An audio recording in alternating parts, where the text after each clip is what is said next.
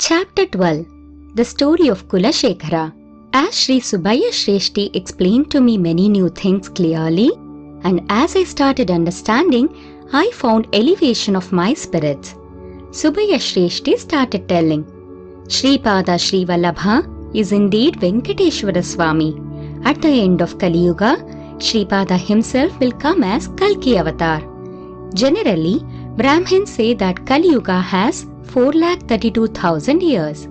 But according to Sandra Sindhu Vedam, after 5,000 years in Kali Yugam, ordinary Pralayam occurs and Satya Yugam gets established. I wondered, what Shreshti said was quite contrary to what I heard from Brahmins. The relation between lifespan and respiration. My dear Shankar Bhatt, in Kali Yugam, the period of influence of Kali, Antardasa, ends at 5,000 years. After that, there is a transitionary period. Later, Antardasa of Satya Yugam starts. Though Kali Yugam has 432,000 years, it also has Antardasas, subtle dasas, vidasas, etc. This will be understood only by people who understand Yoga Shastra. Let us presume that Brahmadeva has decided 120 years of lifespan for a particular individual. It does not mean that he will live physically for 120 years. He is given the number of breaths taken in normal conditions in 120 years. People with unstable mind, angry people, people who run fast, people who are always depressed, and people engaged in cruel activities will expand their breaths in a short span. The monster tortoise, which takes least number of breaths, lives for 300 years. Monkey, which has the most unstable mind, dies in a short span. To take breaths properly, the body structure also should be in a proper condition. Yogis hold the air and make the breath move within the inner parts of the body. With this, many breaths are saved and they live longer. The life molecules in the body of man are subject to transformation. The result of reading Sripada Charitamritam. The parts of the body present today are not the same as those 10 years ago. New life molecules are being replaced in place of old molecules. Similarly, the life force also is subject to many changes.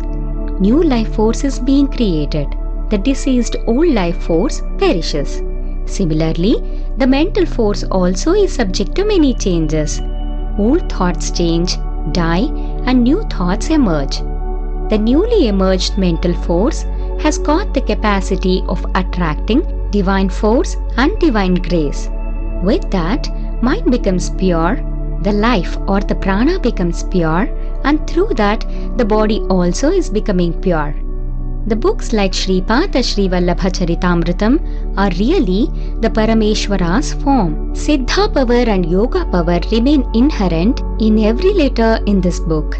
If such books are read mentally or read aloud or coordinating both mind and speech, Sripada's divine consciousness will be attracted in that direction. All the vibrations related to vital air, physical and mental diseases, sufferings and difficulties of devotees reading that book will reach the consciousness of Sripada. There they acquire purity and return with divine graceful vibrations to the sadhaka. In such situation, sadhaka will get happiness related to this world as well as the other worlds.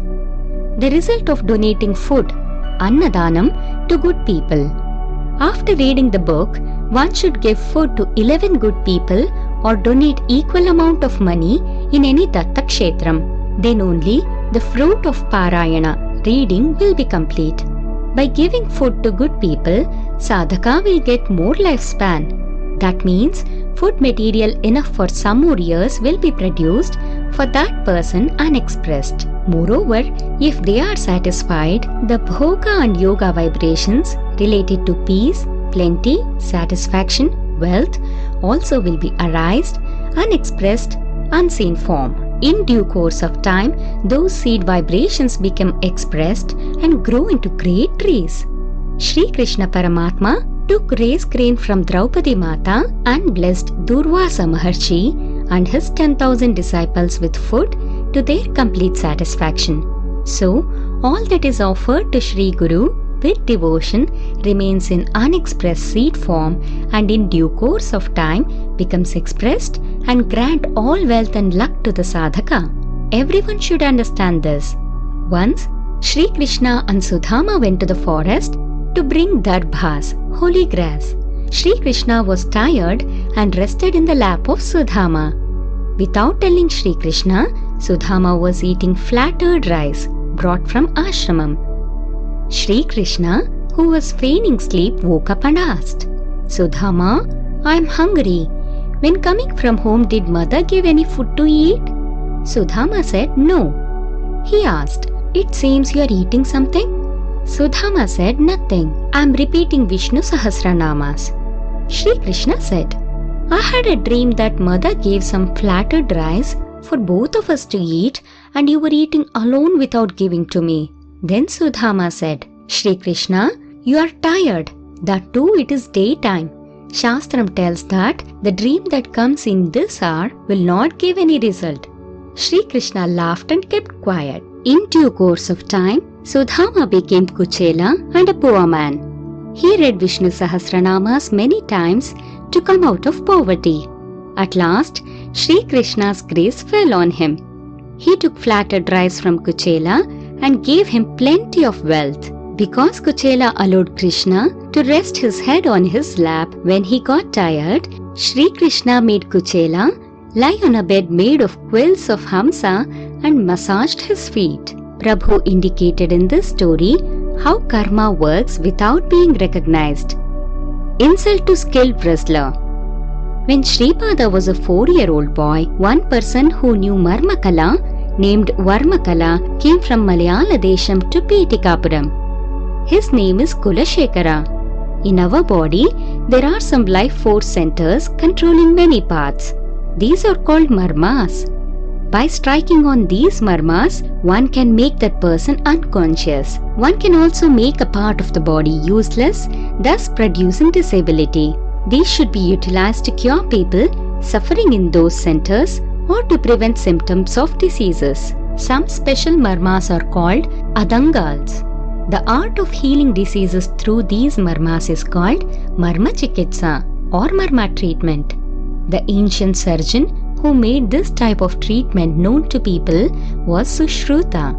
In this art, there are 12 most dangerous centers. One should learn through a guru and the art should be utilized only for the welfare of the people. The life forces will remain concentrated in these marma sites. By giving intense pressure or hitting in those areas, one can kill a person. By giving pressure on certain areas, one can cure long-standing diseases also. Kulashekar was a devotee of Sri Venkateshwara. He was roaming all kingdoms, defeating the wrestlers there and collecting victory certificates, and by the fate of time and karma came to Petikapuram. There were wrestlers in Petikapuram also. They all assembled and came to the opinion that it was certain to get death blows from Kulashekar and were afraid that the name of Petikapuram also would get a beating. They thought, it is said that yogis have strange powers. People who know say that Sripada is an incarnation of Dattatreya. So we will surrender to him for a solution to this serious problem. At that time, Sripada was in the house of Narasimha Varma. Sri Varma specially got a head cloth with silver jari border made for Sripada. Whenever they went to oversee the Jamindari lands, he would put that head cloth on Sripada and take him in a horse-ridden cart. One day, he was also about to wear the head cloth. Sripada said, Tata, we will wait some time and then go. Meanwhile, the wrestlers of Petikapuram came and surrendered to him. Sripada assured them. In Petikapuram, there was a person by name Bhima who had a hunchback and 8 deformities in his body. He was also a weak person. Even though he was unable to do any work, Varma put him in his service and was giving some salary. Bhima had a great affection towards Sripada and also had a great unwavering faith in him. He used to ask Sripada often to correct his deformities. Shripada would say that he would correct him when time came. Shripada told these wrestlers, "Why do you fear? Our Bhima is there. He will face Kulashekara. Why do we fear when we have the backing of a great person like Bhima?" The ways of Datta are strange. The people of Pitikapuram were surprised at the selection of Bhima to fight with Kulashekara. Some thought, with this fight, either Bhima will die or Shripada divinity will come into light. The wrestling venue was made near Kukuteshwara temple. Many people came to see this fun. The fight started. With each blow given by Kulashekara, Bhima's body was becoming stronger. Kulashekara was receiving hits in the same place where he was hitting Bhima. Kulashekara became weak. Bhima's deformities got corrected and moreover he became a strong person. Kulashekara prostrated before Shripada. Shripada said, "Kulashekara, there are 108 marmas in human body. You have the entire knowledge about them. But Bhima had surrendered to me. He had the knowledge that I was his only savior. Whose knowledge is greater, yours or his?" You became arrogant with ego. I am divine enjoyer. I am the rule maker who can give different types of punishments. From now onwards, the entire weakness of Bhima is being given to you. May you live with a weak body but without having any deficiency of food and clothing. Let Bhima take the entire life force from you and become a strong-bodied person. I am stronger than any Jiva in this world. Who is there in Tirupati? Am I not the one present there? Praying for my protection, you misused this Marmakala. So I am withdrawing the Marmakala from you. Shripada gave darshan to Kulashekara as Shri Padmavati Venkateshwara and made him blessed. Shripada's Leelas cannot be comprehended and cannot be predicted. The right path for us is to get his grace only. Victory to Shripada Sri Vallabha, Shripada Rajam Sharanam Prapadhye.